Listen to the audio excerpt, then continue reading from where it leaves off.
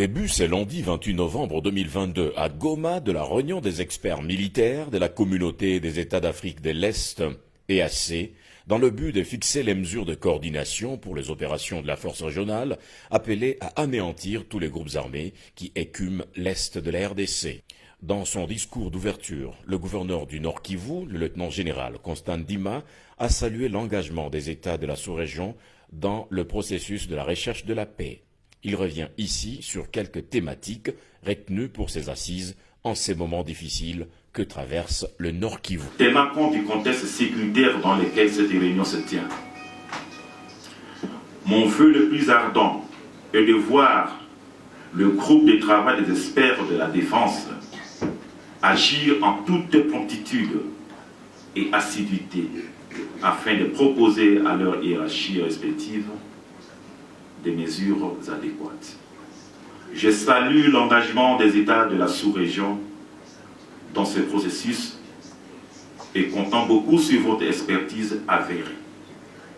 J'ose croire que les conclusions de ces assises contribueront grandement au retour de la paix en province du Nord Kivu.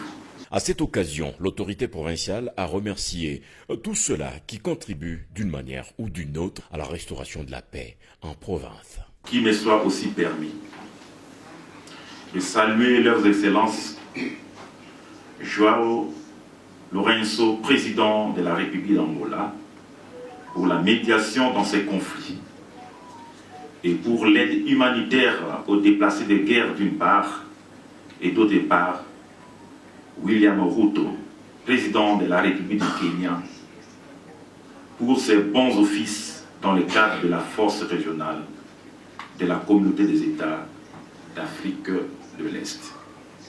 Par ailleurs, ma gratitude s'adresse au facilitateur, son Excellence Uhuru Kenyatta, dont la présence ici à Goma, il y a de cela une semaine, dénote de l'intérêt particulier à la cessation des hostilités dont les conséquences humanitaires sont dramatiques et indescriptibles.